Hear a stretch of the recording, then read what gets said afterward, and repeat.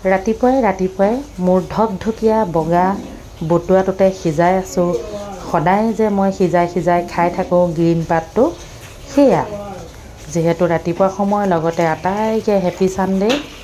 এতিয়া মই এইফালে কোমোৰা, এইফালে আদা নহৰু পিঁয়াজ বহুত কিবা কিবি গোটাই লৈছোঁ আৰু খচৰ মচৰ কৰি এতিয়া মই কোমোৰাটো বাকলি গুচাই আছোঁ। বাকীখিনি কিয় কোমোৰা বাকলি গুচাই আছোঁ গম পাব।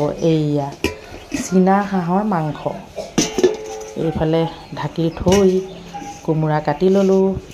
এইফালে আকৌ মাংসখিনি আকৌ এবাৰ দেখুৱাই দিছোঁ, লোভ লগাই আছোঁ আপোনালোকক। পিঁয়াজো কাটি ল'লোঁ, লগে লগে আদা নহৰু ৰেডি কৰিছোঁ। আদা টুকুৰা পৰি গ'ল, আলু বাকলি গুচাই ল'লোঁ জবৰজং। আধা বগা আধা ক'লা কেৰাহীটোত তেল গৰম হৈ গ'ল।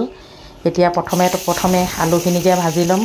ধোঁৱা কৰি একো নেদেখা কৰি দিছোঁ। আলু ভজা হৈ গ'ল। এতিয়া পিঁয়াজখিনি দি দিলোঁ। ফটৰ ফুটি আছে।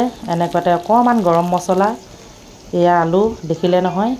এইফালে মাংস হালধি নিমখ সানি ল'লোঁ। এতিয়া পিঁয়াজখিনি বেছি ৰঙা হ'বলৈ নিদিওঁ, মাংসখিনি ঢালিয়ে দিলোঁ। দি পেলাই এতিয়া পূৰা খচৰ মচৰ ভাজি থাকিম। বহুত দেৰি ভাজিম, ৰঙা কৰি পঠিয়াম মানে, তেতিয়া পিঁয়াজো ৰঙা হৈ যাব। অকণমান ঢাকি দিলোঁ, ওলাই গ'ল তেল চৰ মৰমৰকৈ। চাওকচোন ইমান ধুনীয়াকৈ ওলাইছে তেলখিনি। চীনা হাঁহৰ মাংস মানে পোৱালি চীনা হাঁহ, বৰ বেছি বুঢ়া চীনা হাঁহ খাবলৈ বেয়া।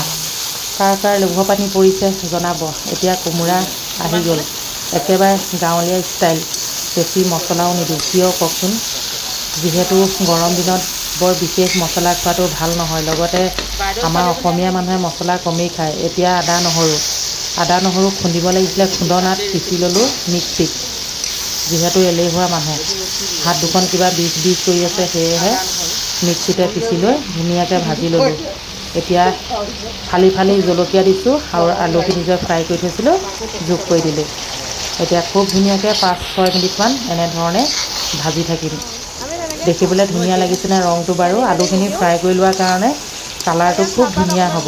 আলুত মই নিমখ আৰু হালধি একো দিয়া নাছিলোঁ, জাষ্ট তেলতহে ফ্ৰাই কৰিছিলোঁ। যে কি নহওক বাৰু, চাওকচোন কোমোৰাখিনিত অকণমান তলত ধৰা কৰিছে, সেয়েহে মছলাখিনি লাগি আছিলে অলপ পানী অকণ দি যোগ কৰি দিলোঁ।